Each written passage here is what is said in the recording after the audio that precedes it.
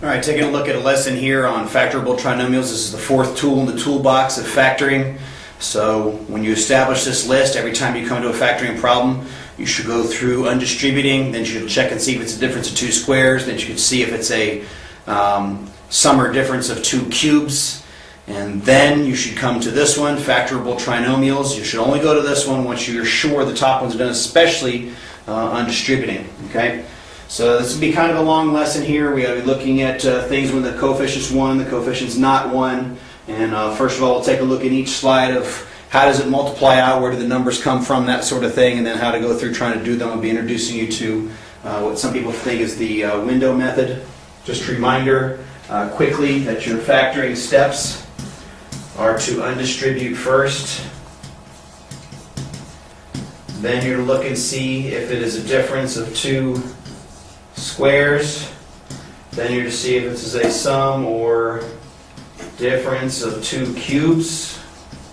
And then now the fourth step, and there's only one more after this, is this thing a factorable trinomial. Now I'm going to skip, for the sake of the video lesson, the checks on these problems. You should know how to do those already, and they should be done when you're doing your homework or doing your assignments. I'm saving this so that this video doesn't take as much time as it's probably going to already by doing the checks. All right. So to begin with, I'm going to look at a couple of different problems. Where do factorable trinomials come from? They come from the idea of a binomial times a binomial. When you multiply these out, which you should already know to do, you get x squared minus 7x plus 3x minus 21.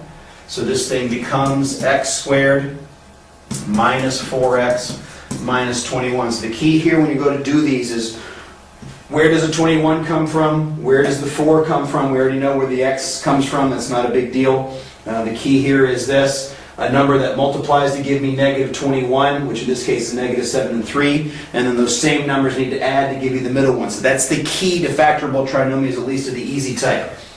You need to multiply to get this number. You need to add to get that number. You're just looking for two numbers that make that happen. Sometimes it's easy and sometimes it's more difficult. On this one, just skipping straight to here, this is going to be x squared minus 9x minus 2x, which is minus 11x, plus 18. So we're going to be looking for two numbers that multiply to give me 18 and add to give me negative 11. You're going to find out this is just a little puzzle. This is really not a big deal, that hard to do. This one a lot of you do incorrectly. This is really means x plus 5 times x plus 5, which then becomes x squared plus 5x is 10x, and then plus 25 comes into that place. All right, so now undoing these, which is what factoring is really all about. Again, it's a very simple process. The number that multiplies to give you this one and adds up to this one. That's the way these always work. Now they'll get more complicated here in just a minute, but that's the way it works. So what I do is I look at this. If I'd never seen this before, I'd say, okay, that's a factorable trinomial. Maybe, it may not be factorable, it could be prime. I'm looking for two numbers that multiply to end up giving me the 21 and add up to the negative 4. Well, to get negative 21, my really only options are 21 times 1, which has no way of adding up to 4, and 7 times 3, which do add up to 4. Now, because it's negative 4, it has to be negative 7 times positive 3. So, negative 7 times positive 3, and there's the factor. It's that simple. Multiplies here, adds to there. So look at the next one, 18. To produce a positive 18, there are actually two ways to do that, and that's the reason I did this particular one, is you can do 18 times 1, you can do 9 times 2, negative 18 times negative 1, or negative 9 times negative 2. Which one of those four adds up to negative 11? It's obvious. Negative 9 times negative 2 is positive 18. Negative 9 plus negative 2 is the negative 11. We're looking for those two numbers. Minus 9, minus 2. All right? Same thing on this bottom one. We've got to get 25. That's 25 times 1, which is not going to add up to 10. Or 5 times 5. Well, that was easy. This becomes x plus 5. X plus 5. Again, when this occurs, you should write it like this. It just means the same factor occurring two times. 5 times 5 produces a 25. 5x plus 5x produces the 10. Multiplies to give you this number, adds to give you that number. So that's one way to go through and do these. All right. On the second slide here,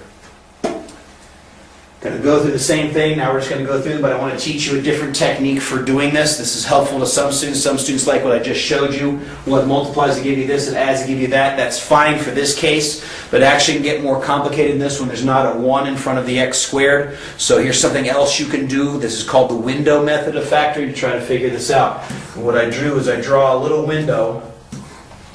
And I know x squared has to go here, and I know 12 has to go there, and x times x will produce the x squared. And what I need to do is figure out what numbers go in these two boxes. So watch what happens. I need, again, numbers that multiply to give me 12. All right? I could say plus 4 plus 3. That does multiply to give me 12, but that would create a 3x here and a 4x there. That doesn't add up to 7. Sorry, negative 7. It does add up to 7.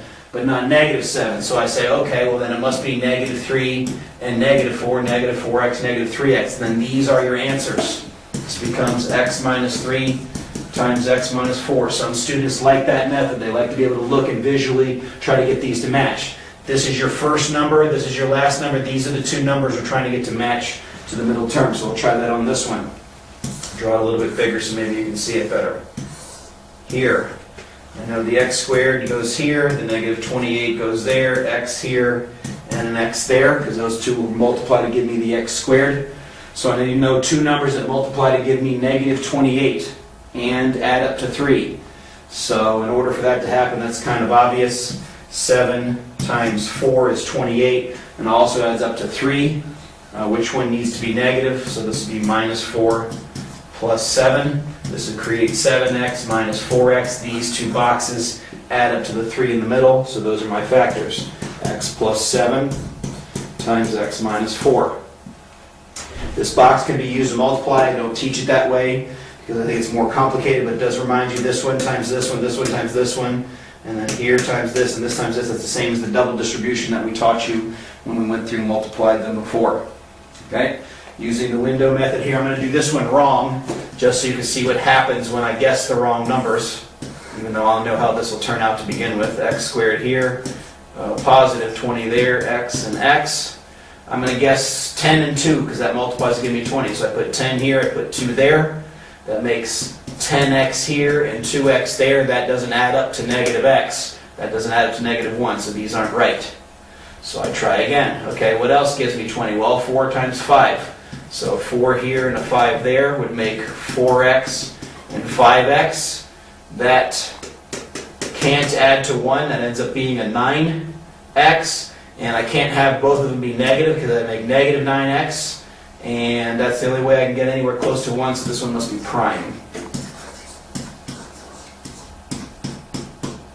Because there's no factors of a positive 20 that only add up to negative 1. That can't happen. 20 and 1 can't add up. 4 and 5 are close, but they don't add up. This had been a negative 20, then I would have been able to do this problem, but that one I can't. All right, the second possibility is that we don't have leading coefficients that are 1. And you'll notice the difference in the factors here is I have a 2, a 5, a 2, a 3, and a 4. Those numbers turn out in those locations, and that's what ends up causing the problem. When you multiply these out, this becomes 2x squared. That's the difference, that 2 that ends up coming there, right? Plus 10x plus x plus 5. So this becomes 2x squared plus 11x plus 5, right?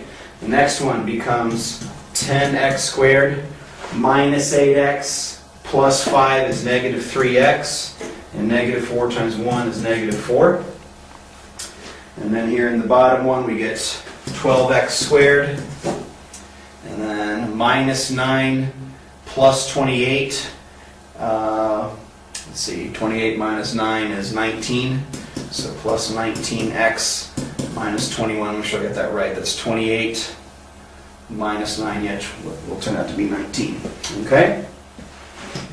So the multiples aren't that big a deal. Factoring these is a little bit harder. These are a little bit more of a puzzle. And I can factor these with the window method, and I'll try that on this one, and I'll also show you the other way that I do these. But on this one, for example, the window method, to get 2x squared, you can only have 2x and x. So this is going to produce 2x squared here. I need this to produce a 5 there, and I need these two boxes to add up to 11. Okay? And there's a lot of guesses you can make. Like I know to get to 11, 5 times 1 is not going to make that happen since the only factors are 5 and 1. So I can actually kind of guess that the 5 has to go here and a 1 has to go there. 1 times x produces x. 5 times 2x produces 10x. Those two add up to 11. So my factors must be 2x plus 1 times x plus 5. This is a puzzle. This is not an easy thing. I'm not showing you this in order for you to realize that, oh, this is so easy. No, this is not easy. I'm not pretending it's easy. This is actually a fairly difficult thing to have to be able to work through, and you need to be aware that these may take you time. These are not the algebra questions that take you 15 seconds with a 2-second check that come after it. These may take you a while. In particular, these ones can take you a while. I'm going to show you a little bit here. Now, there's another way to go through and factor these. I like this other way. I mean, the window method I can do, but I think it takes up too much space personally, so I don't do it. 10x squared. There's several different ways to get 10x. It could be 2 times 5. It could be 10 times 1. I have a tendency to pick the even split. Now, that doesn't mean it's right. It's just the one that I'm going to test first. So I'm going to try 2x and 5x. Now I need numbers that multiply to give me 4 and add up to -3. So let's try -2 and +2. Those give me -4. And then I got to check it. This is -10x plus 4x does not equal -3. So this is wrong. So then what I'll usually do is just keep writing numbers. So let's just try +2 here and -2 there. And we erase these because I don't normally write them in here. I usually write them above and below like that. So if I try that, it makes 10 minus 4, which is -3. So I'm not correct on that. So let's move up to the other ways to get multiplied by 4. So let's say +1 minus 4. That equals -4. Now let's test it. 5x minus 8x is a match. That gives me -3. So this must be +1 and -4, and there's my answer. And again, that should check if I were to perform my check, which I'm trying to save some time. So numbers like this one, the one that's coming up here with the 12. 12 is a bad split, and there's a lot of different ways to do it. There's 6 and 2, there's 3 and 4, there's 12 and 1. You have to go until you figure out the right combination. It's just like a puzzle. I like the even split first, or the most even I can get. So I'm going to go with 4x and 3x, and I actually don't remember what this original one was. All right? To get -21 might be -7 times +3. That's -21 plus 12. That's not even close to right. So let's try 3 here and 7 there. That'd be 9x minus 28. Well, that's 19, but it's the wrong kind of 19. It's positive instead, or it's negative instead of positive. Well, then that's easy. I just know to change the signs. Instead, it's -3 times +7. That's -9 plus 28, which is 19. So that thing turns out to be the answer. I'm not claiming this is going to be easy. I'm not claiming it's a piece of cake.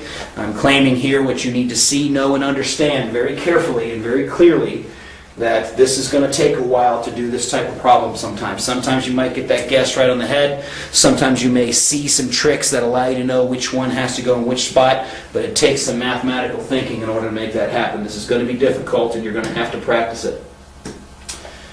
Alright, so lastly I want to finish up with a couple more, just practicing this same thing and talk you through the way I would do it. So I don't know what these answers are specifically. I just made up these problems. They may be prime for all I know.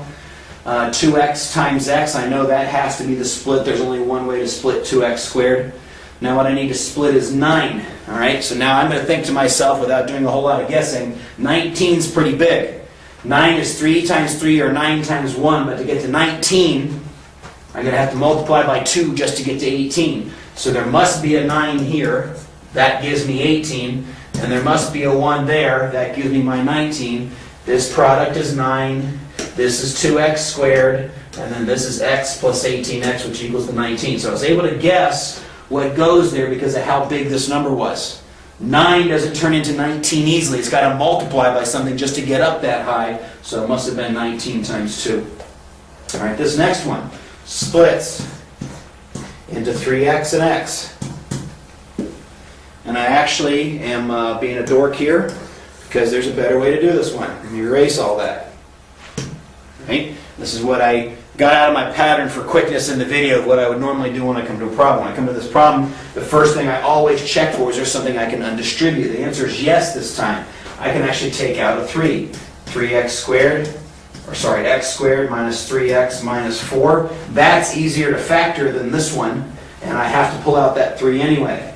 So this is going to become 3 times, this one's easy now, x times x. Numbers that multiply to give me negative 4 and add up to negative 3. That's easy. Minus 4 plus 1. That product is negative 4, and that sum is the negative 3 I get there. So this one is actually easier because I was able to factor something out. Last one. What do I undistribute here? There's nothing to undistribute because 7 doesn't match with the 6 and the 20. I can't pull a 2 out. So now I'm just going to have to try and guess and see how this ought to turn out. So let's try 2x and 3x. And now let's do a little guessing and checking and see what we can end up with. Numbers that give me negative 20. Well, I'm going to try negative 4 and positive 5 first. That's negative 12 plus 10. That's not 7, and it's not even close to 7. So that's not going to be right. Let me try something else with the 20. Let's try 5 here and 4 there. Let's keep the negative on the 4 just for the try. That's going to be 15 minus 8. That does equal 7, but it's the wrong 7. It's positive 7 instead of negative 7, so this must be this way. That's going to be negative 15. Right, negative 15 plus 8, which is negative 7. So this will be minus 4 and plus 5 in those 2 spots. All right. It's not a pretty process. I'm not claiming it's a pretty process. This is something you've got to get good at, something that you have to follow through methodically, and you have to check your answers. There's lots of ways to check these. You should know these puppies are right before you ever turn them in. This is a very methodical process, but you got to learn, you got to practice, you got to be able to recognize what's going on. That's the key to this particular unit, and it's definitely the key to this kind of factoring. Follow your steps, do what you're supposed to do, and work it through, and then make sure, unlike I did here, for sake of time in the video, make sure you're checking your answers. Okay? So that's factorable trinomials. Definitely might need some help from your teachers, especially when you're doing your practice sheet. There may be a few that you don't know how to do. Take the time, ask the questions, get this stuff down, and work hard on it. So that's it. Factorable trinomials. 4th out of 5 tools in the factoring toolbox. Until next time, see ya!